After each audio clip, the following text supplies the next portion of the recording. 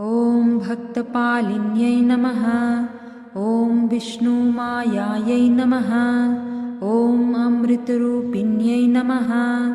ॐ दिव्यस्वरूपिण्यै नमः। ॐ दयानिधये नमः।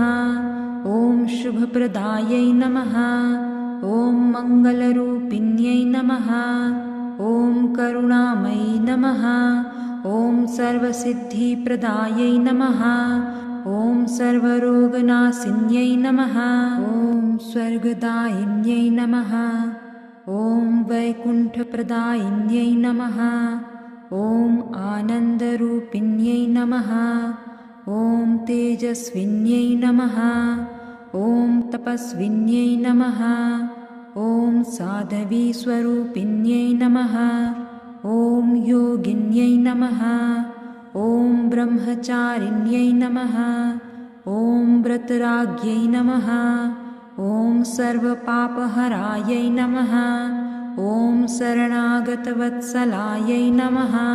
ॐ भवरोगनाशिन्यै नमः। ॐ आयुर्दायिन्यै नमः। ॐ आरोग्यप्रदायिन्यै नमः। ॐ सौभाग्यप्रदायिन्यै नमः। ॐ धनप्रदायिन्यै नमः। ॐ यशप्रदायिन्यै नमः। ॐ कीर्तिप्रदायिन्यै नमः। ॐ विद्यास्वरूपिण्यै नमः। ॐ बुद्धिदायिन्यै नमः। ॐ श्रद्धारूपिण्यै नमः। ॐ शक्तिस्वरूपिण्यै नमः। ॐ त्रैलोक्यपूजितायै नमः। ॐ वैष्णव्यै नमः। ॐ परमपावन्यै नमः।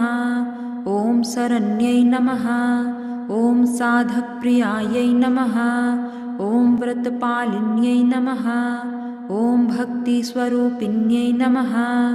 ॐ अनन्तफलप्रदायिन्यै नमः। ॐ पुरुषोत्तमप्रियायै नमः। ॐ भक्तरक्षकायै नमः। ॐ दैत्यविनाशिन्यै नमः। ॐ कालरात्रै नमः।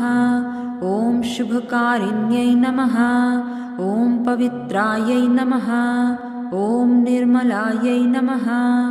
ॐ सौम्यायै नमः।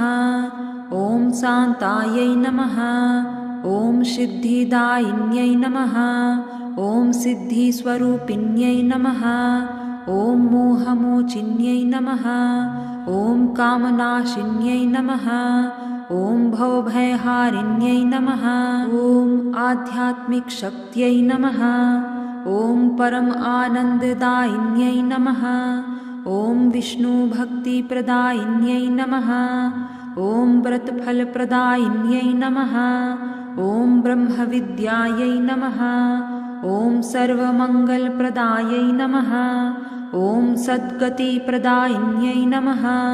ॐ जीवन्मुक्तिप्रदायिन्यै नमः। ॐ परमगत्यै नमः। ॐ कलिमलनाशिन्यै नमः। ॐ धर्मसंस्थापिन्यै नमः। ॐ शरणागतपालिन्यै नमः। ॐ भक्तिवर्धिन्यै नमः। ॐ पुण्यरूपिण्यै नमः। ॐ हरिवल्लभायै नमः। ॐ वैकुण्ठवासप्रदायै नमः। ॐ चित्तशुद्धिदायिन्यै नमः। ॐ अन्तरात्मप्रकाशिन्यै नमः। ॐ देवपूजितायै नमः। ॐ ऋषिवन्दितायै नमः। ॐ लोकमातायै नमः। ॐ पापनिवारिण्यै नमः। ॐ श्री एकादश्यै नमः।